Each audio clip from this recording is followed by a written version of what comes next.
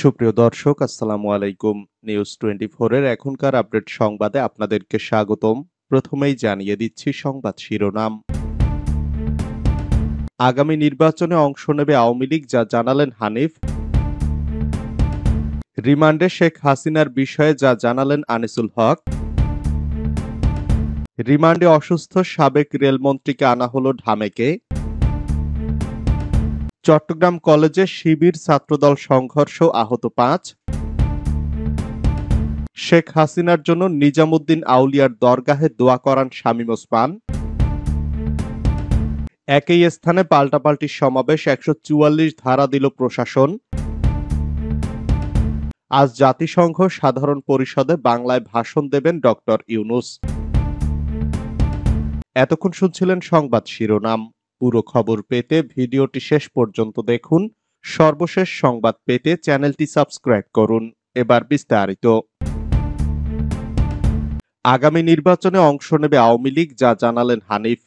আওয়ামী লীগ বর্তমান পরিস্থিতি থেকে ঘুরে দাঁড়াবে এবং আগামী জাতীয় নির্বাচনে অংশ নেবে বলে জানিয়েছেন দলটির যুগ্ম সাধারণ সম্পাদক মাহবুবুল আলম হানিফ। তিনি বলেছেন, আওয়ামী লীগকে বাইরে রেখে বাংলাদেশে অতীতে কোনো নির্বাচন হয়নি, ভবিষ্যতে হওয়ার সম্ভাবনা নেই। আওয়ামী লীগকে বাদ দিয়ে এই বাংলাদেশে কোনো নির্বাচন হবে না। মাহবুবুল আলম হানিফের পক্ষে তার প্রেস সচিব তারিকুল ইসলাম টুটুল বৃহস্পতিবার গণমাধ্যমে পাঠানো এক বিবৃতিতে এ তথ্য জানানো হয়।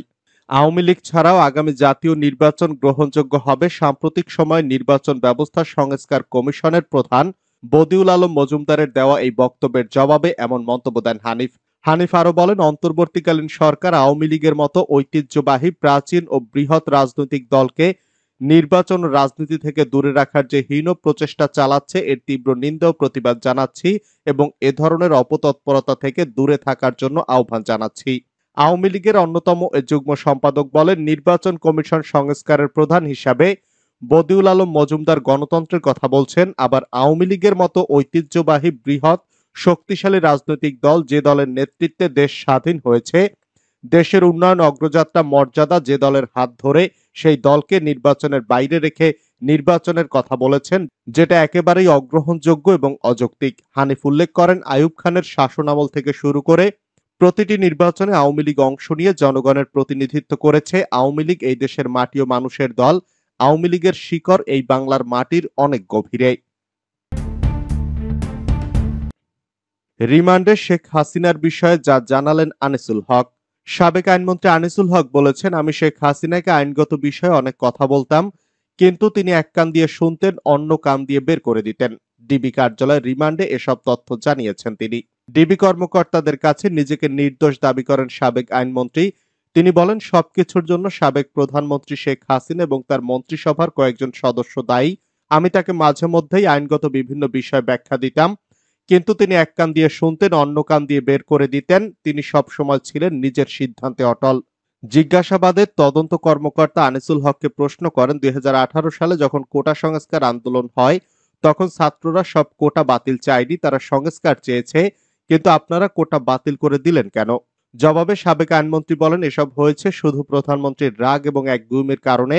ডিবি কর্মকর্তার প্রশ্ন ছিল, প্রধানমন্ত্রী যেহেতু রাগ করে কোটা বাতিল করেছেন, তাই তিনি প্রধানমন্ত্রী হিসাবে তার শপথ ভঙ্গ করেছেন।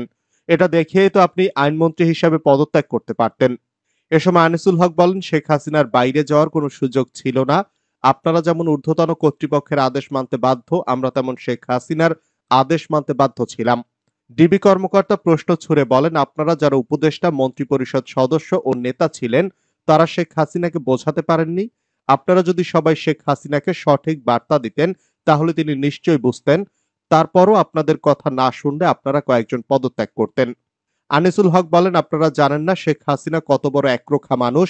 তখন ডিবির প্রশ্ন, আপনারা নিজেদের দায়িত্ব সঠিকভাবে পালন করতে পারেননি, নিজেদের বিবেকের কাছে কি দায় এড়াতে পারবেন? এ সময় তিনি না সূচক জবাব দেন।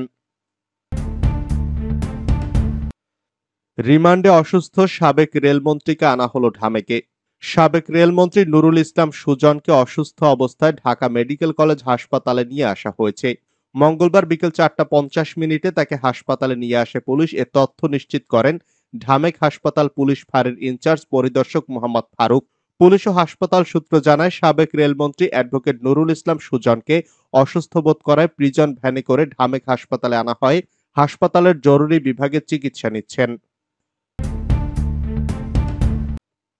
চট্টগ্রাম কলেজে শিবির ছাত্রদল সংঘর্ষ, আহত ৫। চট্টগ্রাম কলেজে ইসলামী ছাত্র শিবির ও ছাত্রদলের নেতাকর্মীদের মধ্যে মারামারি হয়েছে। এতে ছাত্রদলের ৪-৫ জন আহত হয়েছেন বলে জানিয়েছে পুলিশ। বৃহস্পতিবার বিকেলে এ ঘটনা ঘটে, তবে কি নিয়ে মারামারি হয়েছে তা জানাতে পারেননি চকবাজার থানার ওসি জাহিদুল কবির। এদিকে ছাত্রদল শিবিরের মধ্যে মারামারির এই ঘটনায় হতাহতের বিষয়ে কোনো তথ্য নেই বলে জানিয়েছেন চট্টগ্রাম মেডিকেল কলেজ হাসপাতাল পুলিশ ফাঁড়ির ইনচার্জ নুরুল আলম আশেক। এর আগে মোহাম্মদ কামরুল ইসলাম নামের এক ব্যক্তি হামলাকারীদের গ্রেপ্তার ও বিচার দাবি করে সামাজিক যোগাযোগ মাধ্যম ফেসবুকে আহতদের একাধিক ছবি ফেসবুকে পোস্ট দিয়েছেন। তিনি লিখেছেন, শিবিরের নৃশংস হামলায় ক্ষতবিক্ষত চট্টগ্রাম কলেজ ছাত্রদলের মেধাবী ছাত্ররা, রক্তে রঞ্জিত চট্টগ্রাম কলেজ ক্যাম্পাস, কলঙ্কিত চট্টগ্রাম কলেজ ক্যাম্পাস। শেখ হাসিনার জন্য নিজামুদ্দিন আউলিয়ার দরগাহে দোয়া করান শামীম ওসমান। গণ অভ্যুত্থানের মুখে গত ৫ আগস্ট আওয়ামী লীগ সরকারের পতন হয়। সেদিনেই দেশ ছেড়ে ভারতে পালিয়ে যান সাবেক প্রধানমন্ত্রী শেখ হাসিনা। এরপর অন্তর্বর্তী সরকার ক্ষমতায় এলে তার দলের অনেক নেতা গোপনে দেশ ছেড়েছেন। এরপর আওয়ামী লীগের প্রথম সারির নেতাদের নিয়ে নানা জল্পনা কল্পনা শুরু হয়। এরপর দীর্ঘ ১ মাস পর চলতি মাসের শুরুর দিকে ভারতের নিজামুদ্দিন আউলিয়ার দরগাহে নারায়ণগঞ্জের সবচেয়ে আলোচিত নেতা ও সাবেক সংসদ সদস্য শামীম ওসমানকে পরিবার সহ দেখা যায়।